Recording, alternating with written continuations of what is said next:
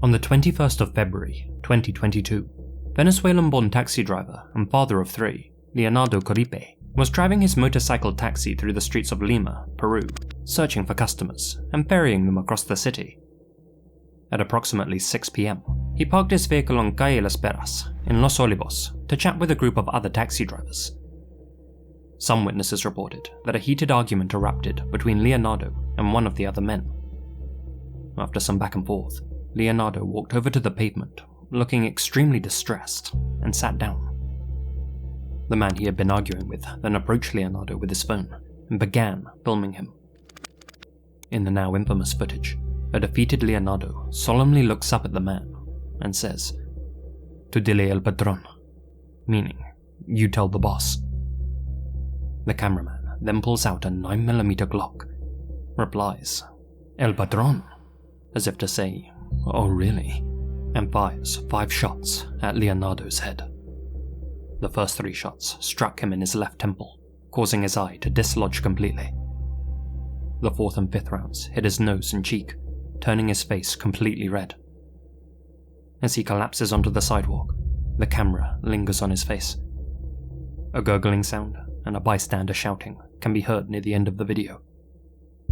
Many of the onlookers approach Leonardo's body to take photos and videos of their own thereafter.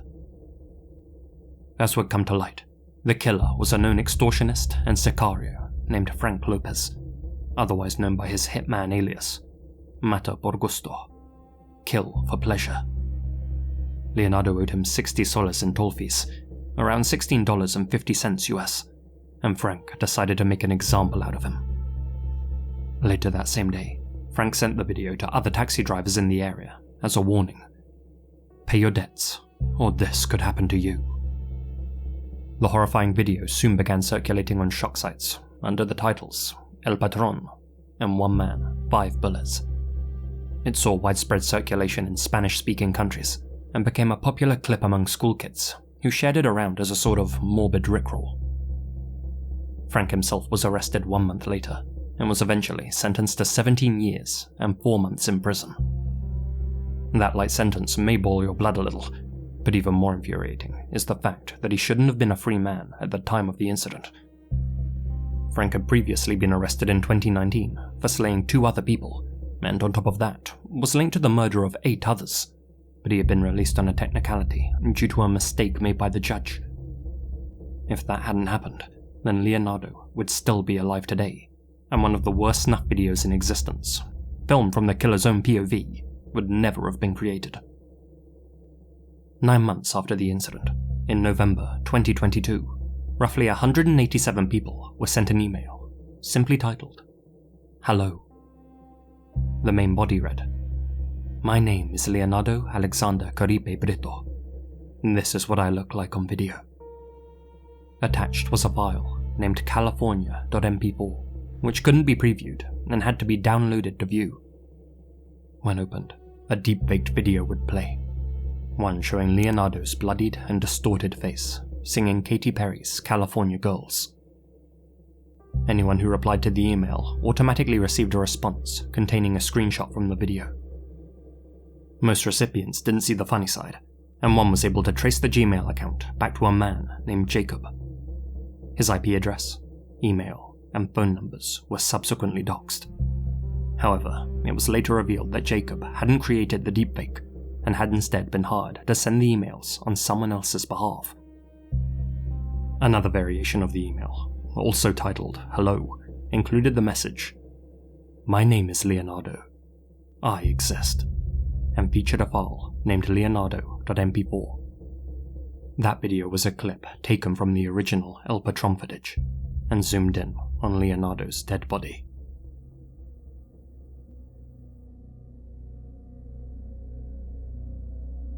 There was originally meant to be another entry that went there, but YouTube's deemed it too extreme, so if you'd like to watch the uncut version of this video, members can do so over on my Patreon.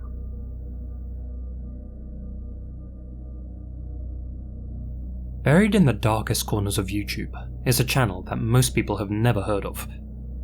Allow me to introduce you to Ale Torres. The channel has no description, no bio, no real identity, other than this eerie profile picture of an anonymous figure. Very fitting for the type of content that the owner uploads. Browsing through, you'll find 753 unsettling videos, many of them filmed from the same vantage point. A single apartment window overlooking a neighbouring building. At first glance, the footage looks boring, quiet, ordinary. But keep watching, and it starts to feel wrong. Every single video on this channel is voyeuristic in nature. The camera is typically fixated on the windows of the apartments across the street, or on the people on the pavement below. And it's not just one neighbour that the cameraman focuses on. He rotates between multiple residences, almost like he knows their schedules. That being said, he does seem to dedicate a worryingly large number of videos to filming a few of his neighbours in particular. He captures people in unguarded moments, doing their laundry, changing clothes, watching TV, dancing, fighting, crying. Moments no one would ever knowingly let a stranger see. Other times, he makes his recordings at beaches, parks, bus stops, or while out and about. Some videos last just a few seconds, others go on for more than 20 minutes. There are no edits, no cuts, no added music or narration, just the eerie hum of city noise, distant conversations, and the unblinking gaze of Aðalsteinn's camera, capturing the intimate moments of oblivious strangers, stealing their privacy for his own amusement. I thought for a long time about what clips to include in this segment, because although I want to bring attention to Aðalsteinn and show just how inappropriate his actions are, a lot of his videos contain content that's really up close and personal. Therefore, I'm not going to include any clear shots of people's faces within the privacy of their own homes, but am showing just enough that these people might recognize themselves. That way, if they stumble upon this video, they can at least know that their fellow resident is watching and filming them. What's truly disturbing isn't just the content though, it's the reaction. The channel has barely any views, and though a few of his videos have taken off, most barely scrape 100. But the few people who do keep up with his content occasionally leave cryptic or approving comments, like a small, hidden community of watchers, feeding off someone else's life. I've even come across other users asking Aðalsteinn if he's going live again at any point, indicating that he streams, and possibly sells, similar voyeuristic content on other platforms. Doing a deeper dive into his content, I found this video, the first posted to his channel, which seems to hint that some of his videos were made in Miami, Florida, though car license plates and other videos indicate that he spends a lot of his time in Chile. Perhaps this channel was just set up to chronicle the owner's time living in the US, though whether his intentions were pure or not, this kind of behaviour is obviously unacceptable. Personally though, I'm convinced that Aðalsteinn has creepier intentions. Whatever the case, 1 month ago, the channel suddenly went silent. No new videos, no updates, nothing. It was around that same time that this post surfaced on the r/mystery subreddit, left by user okdig5478. Found a weird YouTube channel that films people from a distance. Some of the videos are through people's windows, at beaches, bus stops, walking down the street, etc. There are literally hundreds of videos, some having hundreds of thousands of views. Couldn't find the channel mentioned elsewhere. Indeed, as far as I can tell, okdig was the first person to draw attention to the Aðalsteinn channel. Even though their Reddit post only received 1 reply and 7 upvotes, it's possible that this small amount of recognition caught Aðalsteinn off guard and made him worry about prying eyes. Ironic, given how he shows no such concern for the privacy of those he films. If that is the case, he'll really hate being mentioned in this video. Then again, the guy behind the channel has shown his face in several videos that are still public, so if he is trying to protect his identity, he's not doing a great job. I swear while researching this video, I found uploads of him appearing alongside friends in his living room too, though those seem to have since vanished, perhaps at his friend's request. So where is Aðalsteinn now? Did he truly see the Reddit post and panic? Or did someone else catch him in the act and put a stop to his little hobby? After all, he has been known to make mistakes in a few of his uploads, with those he's spying on noticing his lens following them. At present, the channel is still up, with all of the videos still public, like a digital diary of stolen moments, and for all we know, it could start up again tomorrow. But whether or not he continues uploading his twisted little souvenirs, one thing is certain. Guys like Alatorres don't just stop watching.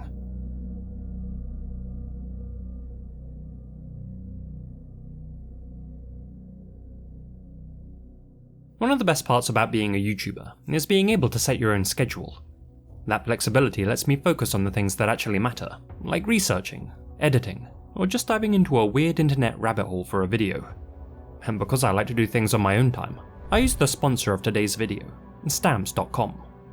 Stamps are essentially an online post office that take the hassle out of sending certified mail, invoices, checks, documents, and packages, and lets me handle all of that whenever and wherever I want. You get access to the USPS and UPS services you need 24/7, literally from wherever you do business. All you need are a computer and a printer. They even throw in a free digital scale to get you started, and their rate advisor shows you the cheapest and fastest shipping options instantly. And along with convenience, that has to be my favourite thing about Stamps, the huge discounts. We're talking up to 88% off USPS and UPS rates. Stamps.com connects with every major marketplace and shopping cart, so if you sell online, it's a no-brainer. So if you value your time and want more control over your workday, check out Stamps.com. Sign up at Stamps.com/LazyMasquerade for a special offer that includes a 4-week trial, plus free postage and a free digital scale. No long-term commitments or contracts. Just go to Stamps.com/LazyMasquerade.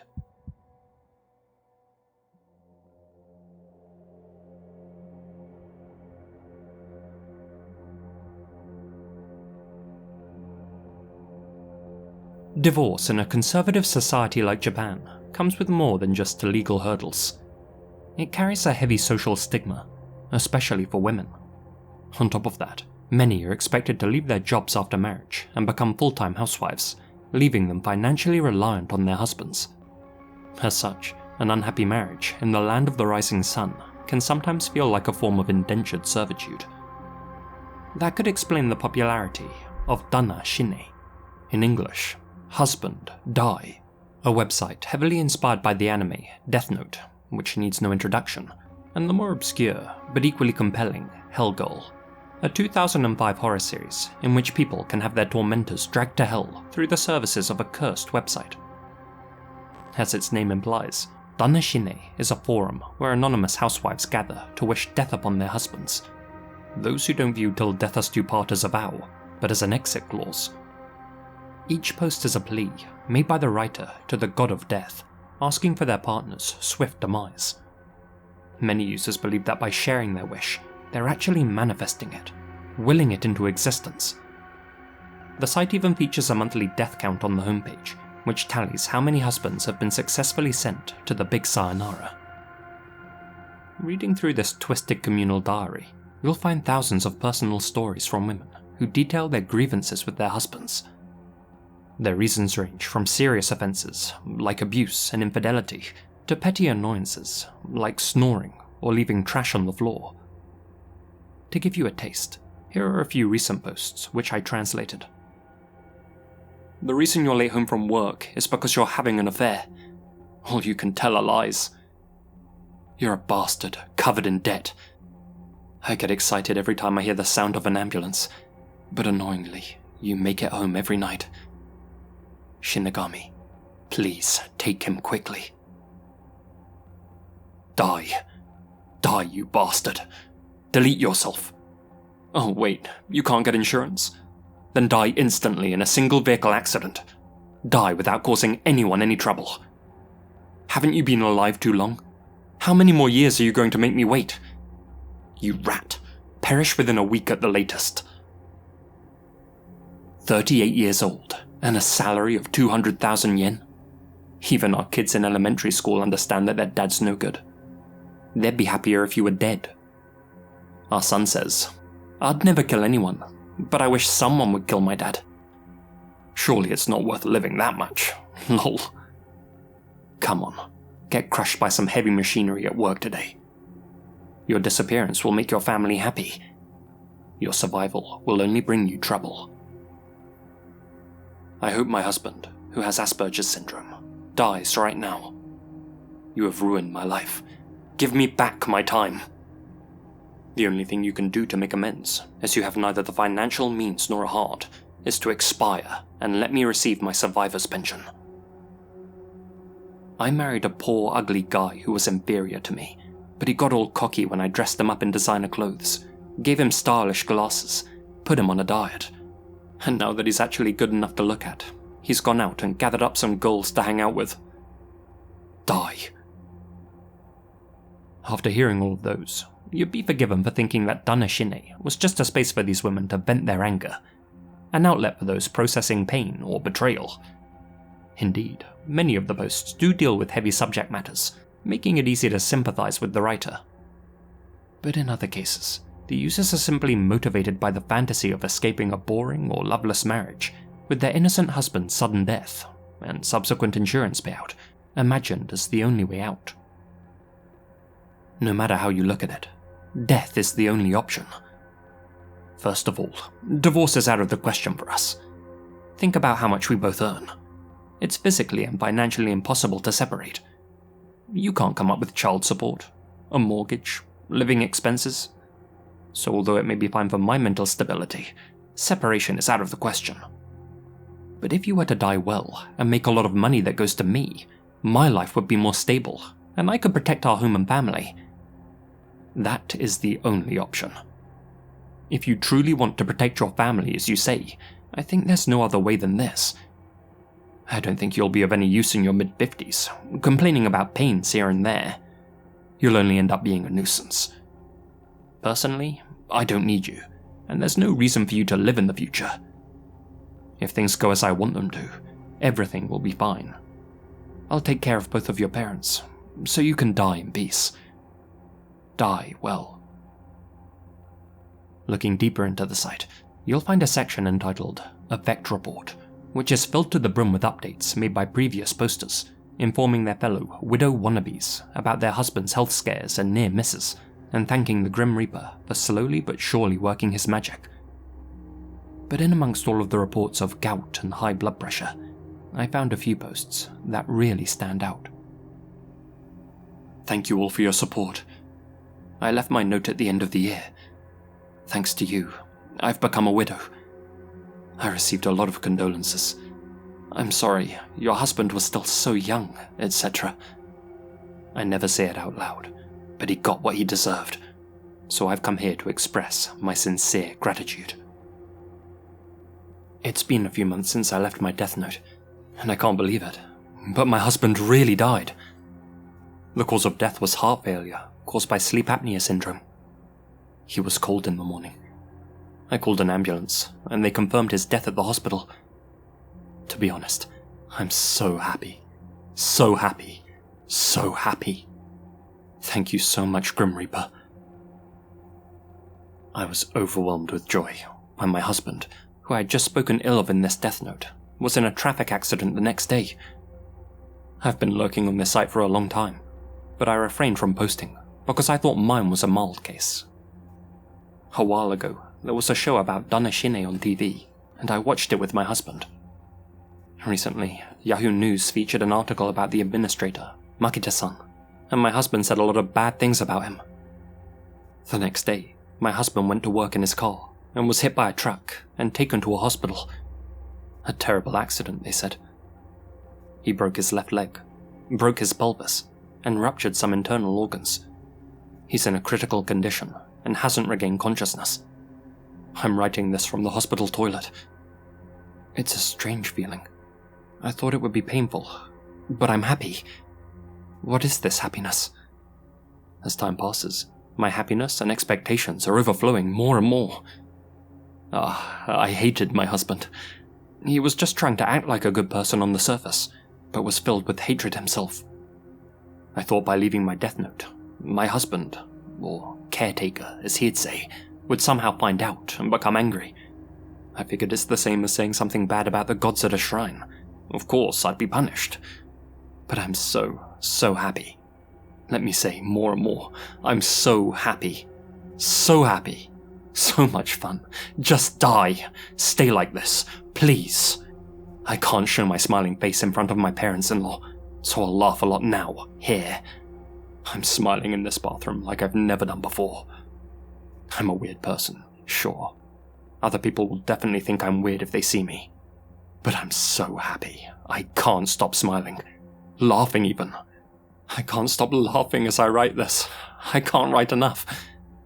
Thank you, Grim Reaper. My husband is in a serious condition and won't last long, so I will let you all know when he dies. Just thank you so much.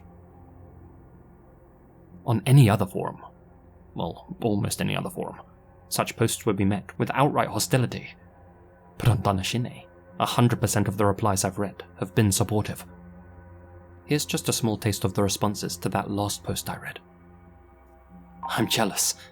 My husband was also involved in a traffic accident, and I hope we receive a death notice tomorrow. What great fortune. I wish it were my husband instead of my pet who died today. Even though it's Christmas Eve, he yelled at me in front of our child and left the house, and when he came back, he forced me to obey him.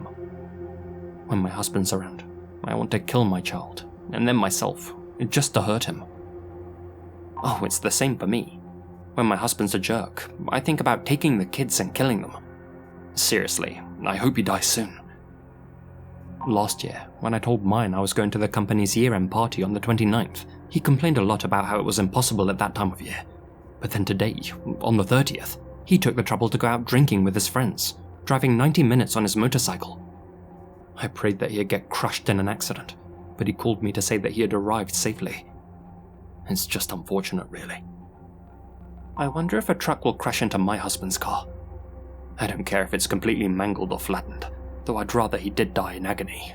That damn otaku gaming idiot.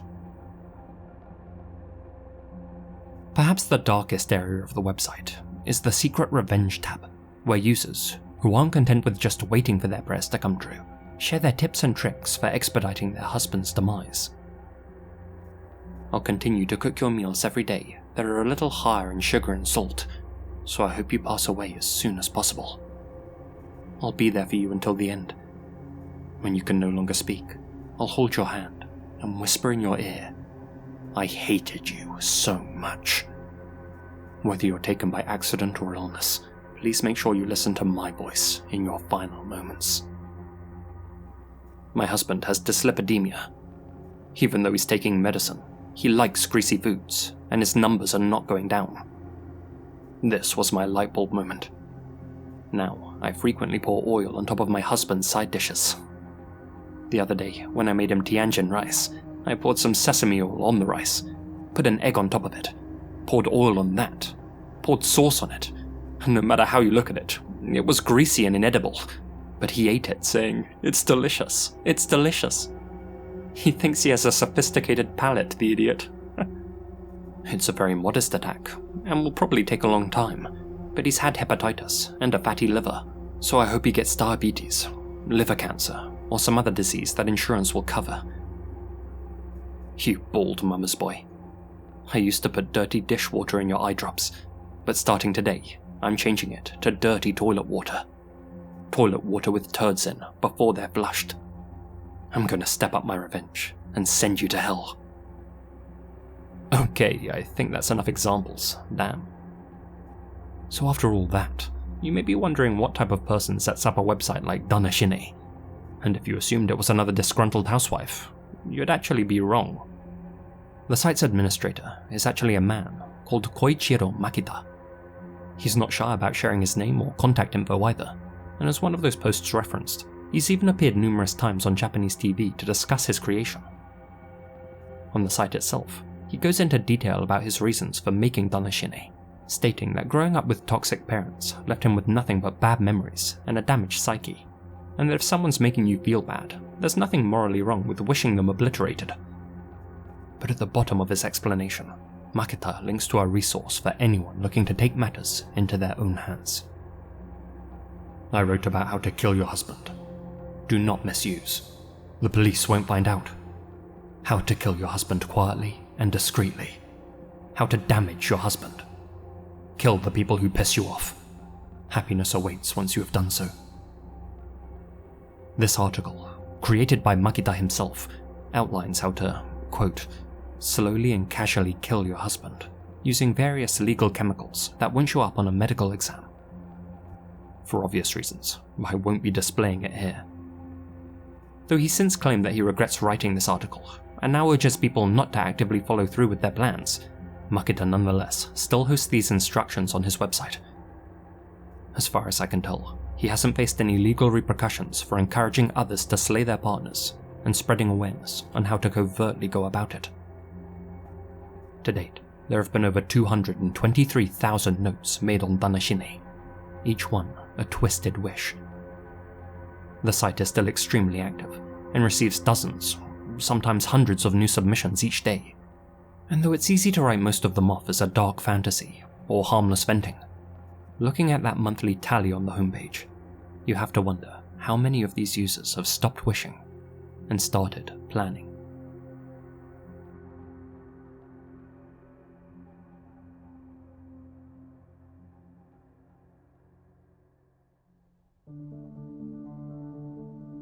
Hey guys, Lizzie here, and thank you very much for listening.